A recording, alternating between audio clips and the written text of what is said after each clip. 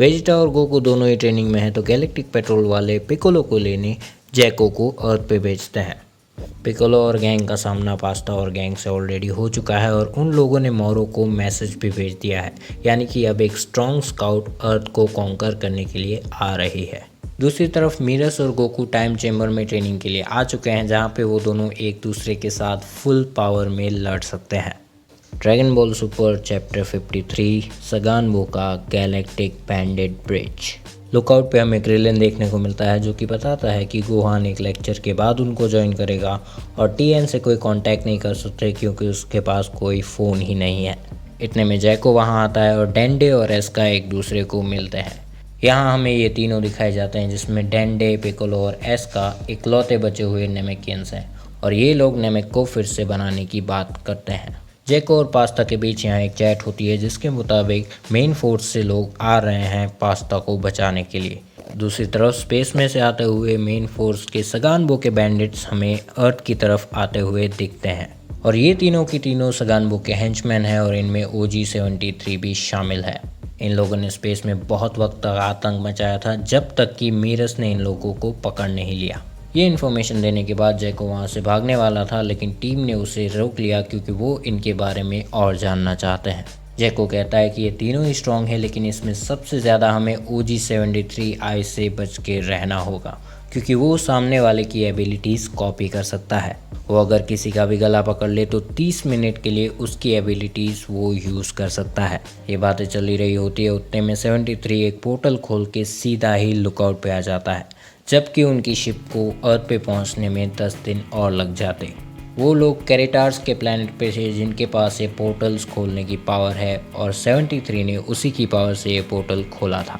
Shimo पिंजरे के पास जाता है और पास्ता से कहता है कि तुम्हारे लिए लॉर्ड मोरो ने एक मैसेज भेजा है कि खुद की मर्जी से चलने वाले गद्दारों की कोई जगह नहीं। ऐसा कह के वो उन्हें मार देने वाला था, लेकिन पिकोलो उसे रोक देता है।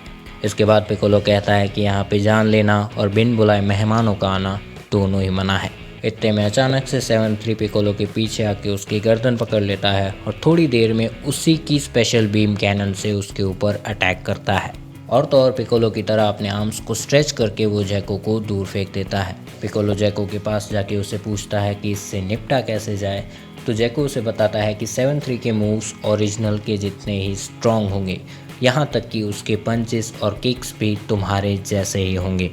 तभी 73 वहाँ पे आ जाता है और पिकोलो और 73 के बीच में बैटल स्टार्ट होती है। फाइट के दौरान जब 73 पिकोलो के ऊपर अटैक करता है, तब जैको कहता है कि 73 का स्टेमिना अनलिमिटेड है, यानी कि वो थक नहीं सकता। वहीं बैकग्राउंड में लुकआउट पे ये मोटू क्रिलिन के साथ फाइट कर रहा है। यहाँ बैटलफील्ड पे पिकोलो को बुरा लग रहा है कि वो खुद की टेक्निक्स के सामने ही नहीं टिक पा रहा और उसे नहीं लगता कि वो 30 मिनट तक सरवाइव कर पाएगा। दोनों ही एक दूसरे के ऊपर कंटिन्यू स्पेशल बीम मारे हुए थे, कंसंट्रेट करे हुए थे। इतने में 73 की स्पेशल बीम अचानक से बहुत दूर जाके गिरी। यहाँ पिकोलो को कुछ नहीं हुआ था क्योंकि गोहान ने वहाँ से उसे निकाल लिया था। पिकोलो गोहान को बताता है कि कुछ भी हो जाए, इसे अपनी गर्दन को टच करने मत देना, वरना ये तुम्हारे मूव्स कॉपी कर लेगा। तो इसी के साथ वर्ल्ड पे करंटली मौजूद सबसे स्ट्रॉन्गेस्ट फाइटर गोहान तैयार है 73 के साथ लड़ने के लिए। दूसरी तरफ हमें गोकू दिखाया जाता है, जो कि टाइम चेंबर में मीरस से पिट रहा है और उसे लग रहा है कि पता नहीं वो UI को अचीव कर पाएगा या फिर नहीं।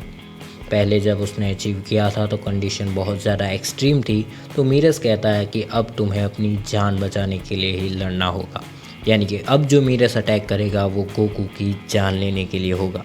दूसरी तरफ यार्ड रेड पे यहाँ वेजिटा माइंड और बॉडी का बैलेंस सीख रहा है, जहाँ उसे पता लगता है कि गोकू को यहाँ सीखने में 150 दिन लग गए थे और वेजिटा को यार्ड रेड पे आने का अपना फैसला थोड़ा सा रिग्रेटफुल लग रहा है।